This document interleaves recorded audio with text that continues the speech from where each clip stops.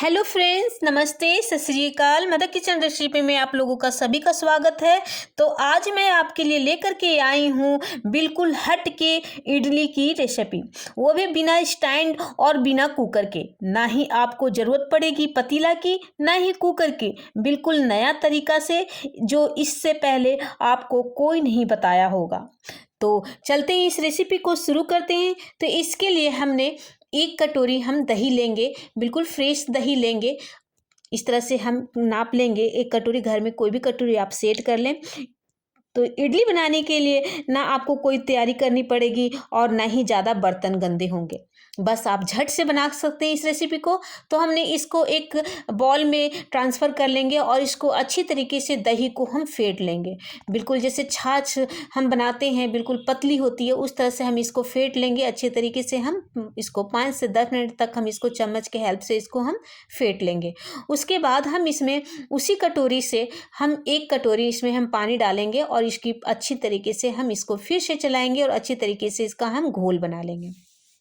उसके बाद हम इसी कटोरी से हम इसमें 1 कटोरी हम सूजी डालेंगे। आप अगर जो भी सूजी आपके पास हो उसका आप इस्तेमाल कर सकते हैं। इस तरह से हम सूजी इसमें डालेंगे और उसके बाद इसमें टेस्ट अनुसार इसमें हम नमक डालेंगे।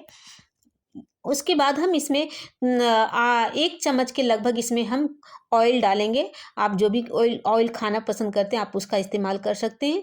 तो इस तरह से हम इसको अच्छी तरीके से मिला लेंगे। ऑयल डालने से बहुत ही सॉफ्ट बनता है, बहुत ही इसमें जो सूखापन जो होता है, जो ड्राइनेस होता है, वो नहीं होगी इडली में और बिल्कुल सॉफ्ट बनेगी और स्पॉन्जी भी बनेगी। तो इस तरह से तेल आप ज़रूर डालें और इसको अच्छी तरीके से चला लेंगे और 5-10 मिनट के लिए इसको हम रेस्ट के लिए हम छोड़ देते हैं। तब तक हम चलते हैं इसकी दूसरी तैयारी करने के लिए। हम इस रेसिपी के लिए इडली के साथ चटनी हम आज बनाएंगे। तो हमने तेल डाला और 2 बड़े चम्मच इसमें चना दाल और आधी चम्मच हम उड़द दाल डाल करके इसको थोड़ी सी फ्राई कर लेंगे। उसके बाद इसमें हम सूखी लाल मिर्च डालेंगे। आप इसकी जगह पे कश्मीरी लाल मिर्च भी डाल सकते हैं। अगर आपको तीखा ज़्यादा खाना पसंद नहीं है तो आप मिर्च की क्वांटिटी कम ज़्यादा कर सकते हैं। उसके बाद कुछ लहसुन की कलियां हम डालेंगे और अच्छे तरीके से भी हम भून लेंगे। उसके बाद इसमें हम डालेंगे एक मीडियम साइज़ का प्याज को रफली हम काट के डालेंगे और इसमें एक मीडियम साइज़ का टमाटर काट के हम इसको भी अच्छी तरीके से फ्राई कर लेंगे। इसको ज़्यादा फ्राई नहीं करना, बस इसमें थोड़ी सी सौंधी सौंधी खुशबू आ जाए तब तक इसे हम फ्राई कर लेंगे, अच्छी तरीके से भून लेंगे, ज़्यादा नहीं भूननी है। और इसके बाद इसमें टेस्ट अनुसार नमक डाल करके और इसको हम गैस का फ्लेम हम बंद कर देंगे।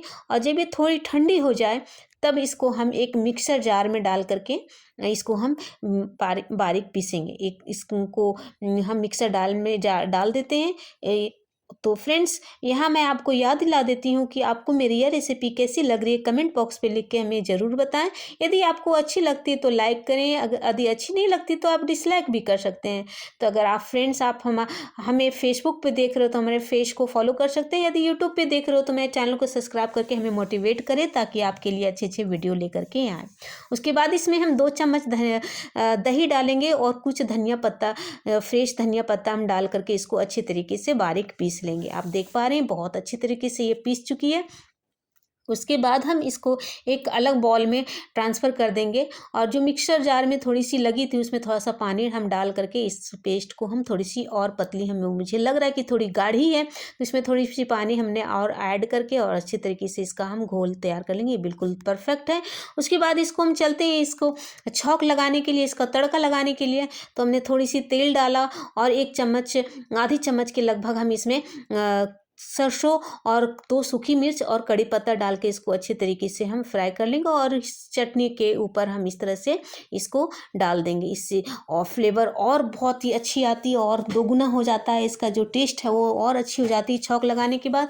तो ये बिल्कुल हमारी चटनी रेडी है। तो इसको हम साइड करके रख देते हैं और फिर चलते हैं जो हमने 5-10 मिनट के लिए रखा था रेस्ट के लिए सूजी। बिल्कुल हमारी जो सूजी है वो फूल करके अच्छी से फूल गई है और अच्छी सी थिक सी मोटी सी गाढ़ी इसकी पेस्ट भी बन गई है। तो ये अच्छी तरीके से फूल गई है। तो मैं चलती हूँ, इसको साइड कर देती हूँ। तो उसके बाद मैं एक कढ़ाई लूँगी और इसमें थोड़ी सी पानी डाल के इसको हम लीड से ढक देंगे और इसको गर्म करते हैं पानी को। तब तक हम चलते हैं, इस घोल में हम इनो डालेंगे और इनो हम तभी डालेंगे जब हम इस रेसिपी को हम बनाना शुरू करेंगे।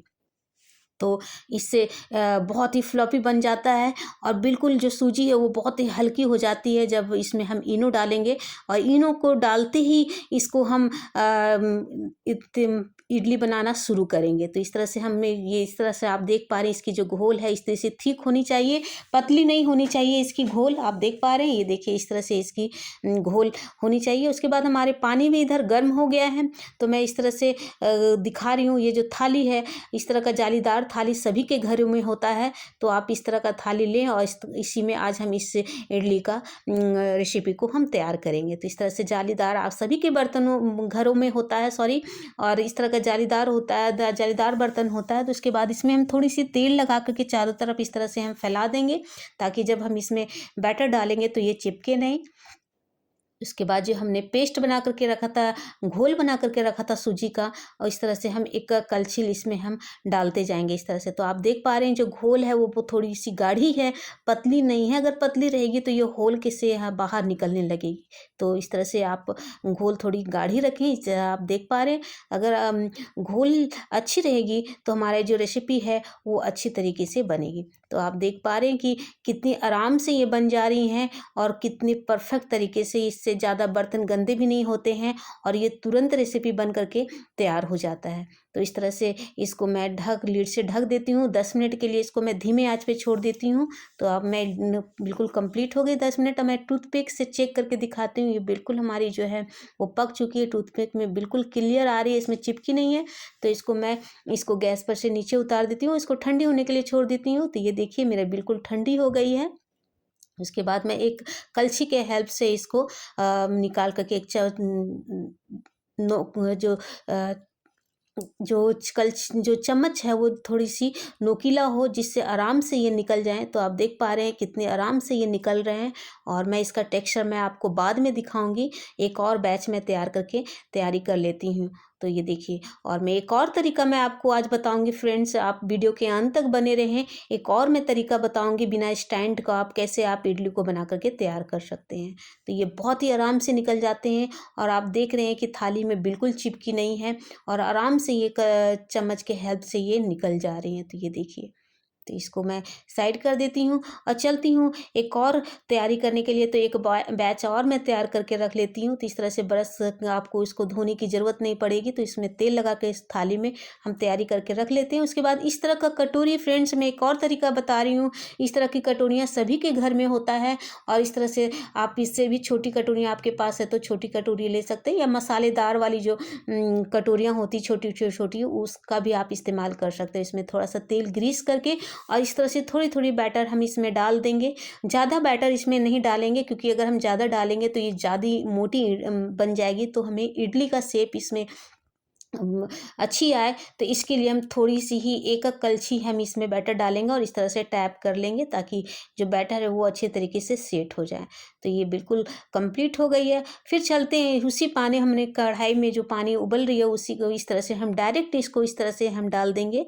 ये देखिए इस तरह से डाल देनी है और ये इस तरह से कंप्लीट हो गई हमारी। उसके बाद इसके ऊपर हम जालीदार बर्तन जो हमने रखा था तेल लगा करके, इस तरह से हम इसको ढक देंगे और इसके ऊपर हम इस तरह से फिर से इस तरह से हम एक और बैच हम बना करके तैयार कर ले। तो आप देख पा रहे हैं कितनी आराम से, कितनी आसानी से ये बन जाते हैं, कोई झंझट नहीं होती। तो मैं इसको फिर से 10 मिनट के लिए इसको धीमे आंच पे पकने के लिए छोड़ देती हूँ और मैं फिर से चेक करके दिखा रही हूँ। ये बिल्कुल अच्छी तरीके से ये पक चुकी हैं। तो मैं इसको ये थाली को भी उठा करके दिखाती हूँ और ये जो हमने कटोरियाँ में जो इडली बना करके बनाया था वो भी अच्छी तरीके से पक गया है कि नहीं पकी है, तो ये हम चेक कर लेंगे। तो इस तरह से टूथपिक में बिल्कुल नहीं आ रही है तो मैं गैस का फ्लेम बंद कर देती हूँ और सारे कटोरियों को इस तरह से हम अलग प्लेट में ट्रांसफ़र कर देते। कुछ पानी इसमें आ गए थे तो मैं इसको इस तरह से सारे पानी को निकाल देती हूँ और देख पा रहे हैं कि ये इसमें बैटर बिल्कुल नहीं आई, बिल्कुल हमारी पानी जो है वो क्लीन है। उसके बाद हम नेक्स्ट बैच को भी हम सारे निकाल करके अलग कर लेते हैं। उसके बाद मैं कटोरियों वाला भी दिखाती हूँ फ्रेंड्स। कटोरी भी हमारी बिल्कुल थोड़ी ठंडी हो गई है और चाकू के हेल्प से इसके किनारे जो हैं उस तरह से करके और इस तरह से बिल्कुल आराम से ये निकल जाते हैं। और आप देख पा रहे हैं कितनी जालीदार और कितनी सॉफ्ट बनी है। ये देखिए इस तरह से सारे कटोरियों को इस तरह से आप निकाल लें। तो ये बहुत ही बेस्ट ऑप्शन है। आप इस तरह का इडली बना करके आप बच्चों लोग को दें और बहुत ही सॉफ्ट और बिना तेल का, बिना मसाले का, इस तरह का सुबह के नाश्ते के लिए बेस्ट ऑप्शन है। तो इस तरह से मैं आपको इसका टेक्सचर दिखा रही हूँ कटोरी वाली। ये देखिए कितनी सॉफ्ट बनी है और ये देखिए कितना इसका शेप कितना अच्छा है और इसका टेक्सचर भी देखिए कितना अच्छा है। ये देखिए कितनी सॉफ्ट बनी है। तो इसको मैं चलती हूँ, इसको सारे एक साथ में रख देती हूँ। तो ये आप देख पा रहे हैं। अब मैं इसका दूसरा जो हमने जालीदार बर्तन में जो हमने बना करके रखा था, तैयार करके रखा था, अब मैं इसका टेक्सचर दिखा रही हूँ। देखिए कितने आराम से ये टूट रहे हैं और कितने सॉफ्ट बने हैं। जो हम इडली स्टैंड में बनाते हैं उससे भी ज़्यादा, कहीं ज़्यादा इससे सॉफ्ट बनी है और कितनी परफेक्ट तरीके से हमारी ये बन करके तैयार हुई है। तो आपने देखा फ्रेंड्स, ये कितनी आराम से ये रेसिपी बन करके तैयार हो जाती है। कोई झंझट नहीं है, कोई परेशानी नहीं है। तो आप इस तरह से आप इसको सांभर के साथ या चटनी के साथ या हरी चटनी या किसी के साथ भी आप इसको एंजॉय कर सकते हैं। तो चलते हैं हम इसको सर्व करने के लिए। तो इस तरह से हम सर्व करेंगे चटनी के साथ। आप सांभर भी इसके साथ आप बना करके ये इंजॉय कर सकते हैं। तो हमने जो चटनी बना करके तैयार करके रखा था, अब इसके साथ हम सर्व करते हैं। तो इसको आप इडली को आप इडली फ्राई करके भी आप इसको सर्व कर सकते हैं शाम के टाइम में। सरसों, कड़ी पत्ता और हरी मिर्च के साथ इसको आप फ्राई करके इंजॉय कर सकते हैं। तो चलती हूँ मैं टेस्ट करने के लिए। तो अगली वीडियो में मिलते हैं कुछ नई रेसिपी के साथ। तब तक के लिए बाय बाय, टेक केयर।